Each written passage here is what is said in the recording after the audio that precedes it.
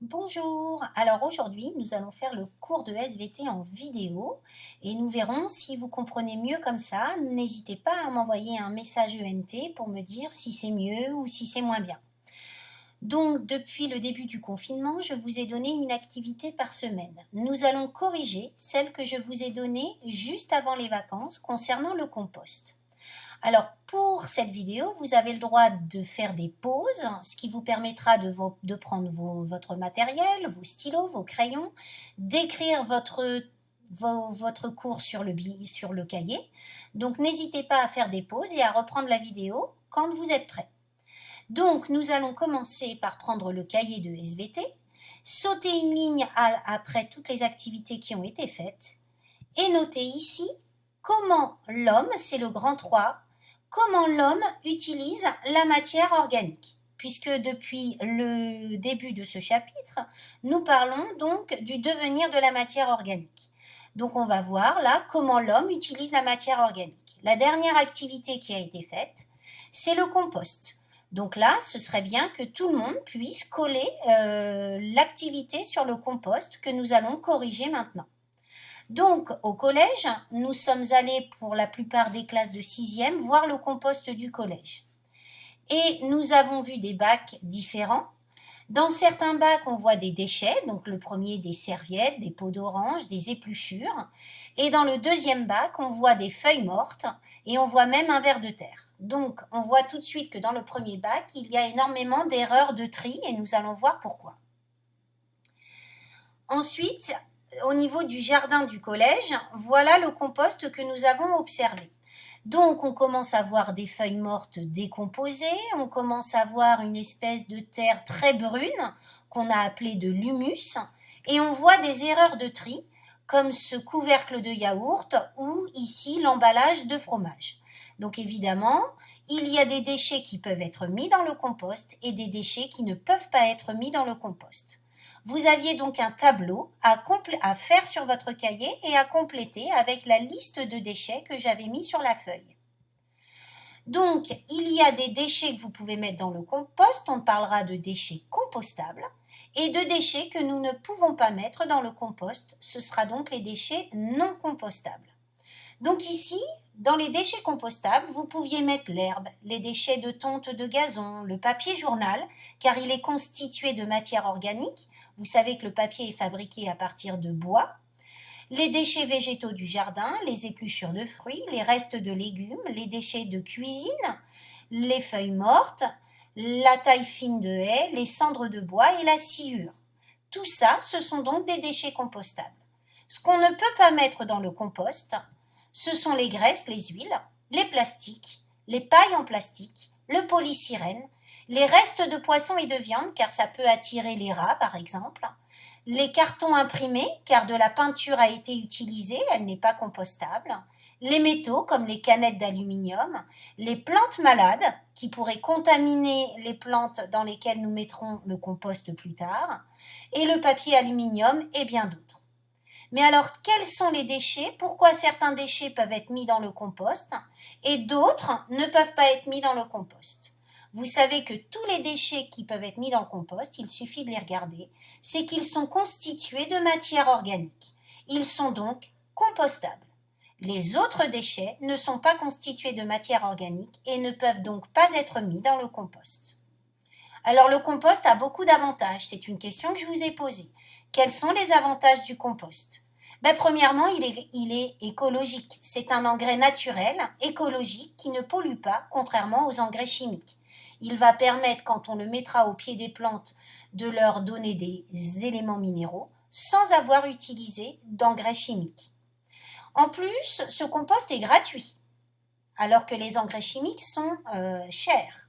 Et enfin, il permet de recycler les déchets, donc de réduire les déchets que nous mettons à la poubelle. Donc, le compost est très avantageux. Maintenant que vous avez corrigé cette activité, il vous suffit de noter le bilan. L'homme utilise les déchets de son alimentation, il recycle la matière organique et fabrique de l'engrais naturel riche en matière minérale, c'est le compost. Pour écrire ce bilan, n'oubliez pas de faire une pause. L'homme peut également utiliser la matière organique pour d'autres choses. Premièrement, nous allons voir les vêtements. Donc, il a fait le compost. Maintenant, vous sautez une ligne et vous écrivez deuxièmement les vêtements. Si vous regardez ici, on vous dit qu'il y a 2,3 milliards de jeans vendus dans le monde. Et en France, 90 millions de jeans sont vendus chaque année. Essaye de regarder dans ton armoire combien toi tu possèdes de jeans. Quand on regarde l'étiquette d'un jean, on s'aperçoit que le jean est constitué de 100% coton. Alors le coton est de la matière organique. Pourquoi? Car il provient d'une plante. Ici, vous avez des plants de coton et des agriculteurs qui sont en train donc de ramasser le coton. Nous allons ramasser ce coton qui se situe dans la fleur du coton. Donc là, ici, vous avez la culture et la récolte du coton. À partir de maintenant, je vais vous passer une petite vidéo que vous allez regarder comment on passe du coton, donc de cette matière organique, à la fabrication d'un jean.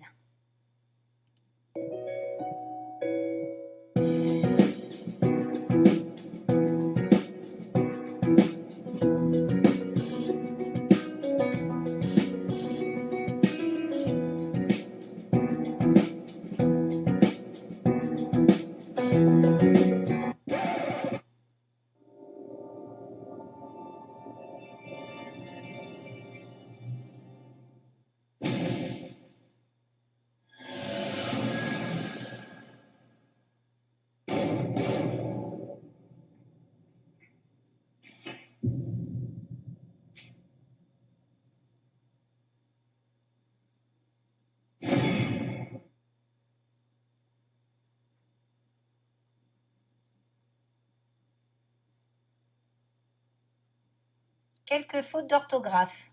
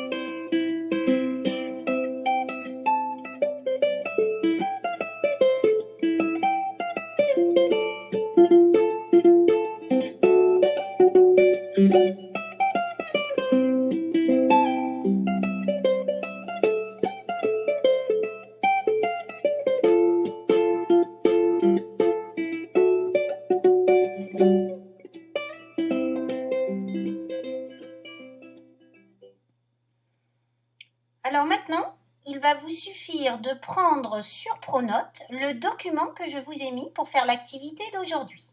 Voici donc le document que vous allez faire maintenant sur donc la fabrication des jeans à partir de coton. Donc la situation problème, on la lit ensemble. Sabrina a vu dans un reportage qu'il y avait 2,3 milliards de jeans vendus dans le monde et 90 millions de jeans vendus en France. Elle se demande comment une si grande quantité de vêtements est fabriquée et si cela ne pose pas de problème sur l'environnement. Et toi, combien possèdes-tu de jeans? Alors déjà, vous allez mettre un chiffre ici. Ceux qui peuvent imprimer le document le font. Les autres, c'est absolument pas grave. Vous allez reprendre ici ce tableau et le faire vous-même sur votre cahier. Donc, nous reprenons ici et je vais vous aider donc à remplir ce tableau. Donc, la première étape, évidemment, c'est la culture et la récolte du coton. C'est ce que vous voyez ici. Dans le film, on vous a dit l'impact sur l'environnement que cette culture avait. Elle consommait énormément d'engrais et d'eau.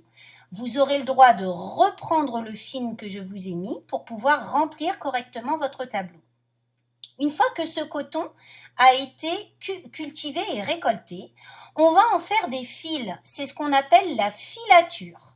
Donc bien sûr, vous avez à gauche une photo qui vous montre une filature artisanale à la main. Et ici à droite, vous avez ici une filature industrielle qui utilise des métiers à tisser. Donc le coton va être transformé en fil. Une fois que, donc c'est ce qu'on appelle le filage et le tissage du coton. À droite, le fil est utilisé pour faire du tissu. Une fois que vous, alors là, je vous montre une photo un petit peu artisanale de ce qui se passe quand on le fait à la main. Une fois que le tissu est fabriqué, on va l'emmener dans une usine d'assemblage où des couturières ou des couturiers vont assembler les parties du jean. Donc vous voyez une femme ici en train de coudre ses jeans et vous pouvez voir également combien de personnes travaillent dans l'atelier qui se situe souvent en Asie. Donc ici, c'est la couture du jean et l'assemblage. Ensuite, pour que le jean soit à la mode, vous savez qu'il y en a qui aiment les jeans troués, il y en a qui aiment les jeans délavés, il y en a qui aiment les jeans comme ceci, là tout déchiré. Donc, il y a des personnes qui vont ici délaver le jean en utilisant du sable et des produits chimiques. Donc, c'est un travail extrêmement dangereux. Et vous voyez que ces personnes sont très très mal protégées. Ils ont juste un foulard sur la figure qui ne leur permet pas de se protéger contre les substances chimiques. Ici, vous avez un monsieur qui est en train de râper le jean avec du papier de verre, comme s'il ponçait un mur, sauf que là, c'est un vêtement. Et enfin, ici, vous avez des personnes qui sont en train de trouer et de déchirer les jeans, puisque la mode des jeans en Europe et aux États-Unis, c'est les jeans troués. Donc, vous vous rendez compte de tous ces traitements qui sont faits aux jeans pour qu'ils soient à la mode. Enfin, ces jeans sont ensuite emballés dans du plastique, dans des cartons, puis vont être transportés par bateau. Vous voyez ici des bateaux qui transportent de nombreux containers et évidemment ce transport utilise énormément d'essence, de diesel et donc c'est une source également de pollution. Ensuite, ces jeans vont être mis en magasin pour être distribués et vendus. Et ensuite, évidemment, ils vont être utilisés par les acheteurs, les clients, portés, lavés, entretenus. Donc tout ça, ce sont également des activités qui vont polluer et avoir une action négative sur l'environnement. Une fois que votre jean a été porté, que vous estimez qu'il n'est plus à la mode, on peut le jeter. Mais est-ce la bonne solution? La meilleure solution, c'est de recycler ces jeans ou de les donner à des associations qui s'occupent de distribuer les vêtements à des gens qui en ont besoin. Donc maintenant, c'est à vous de jouer.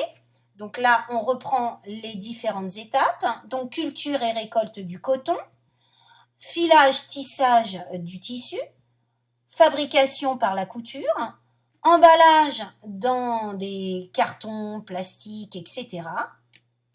Je me pousse.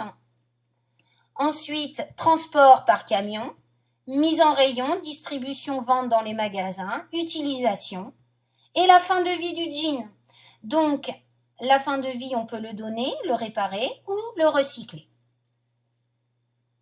C'est à vous de jouer. Vous devez donc faire la séance 4 en vous aidant de cette vidéo. vous pouvez faire des retours en arrière. Vous avez donc le tableau à remplir et ensuite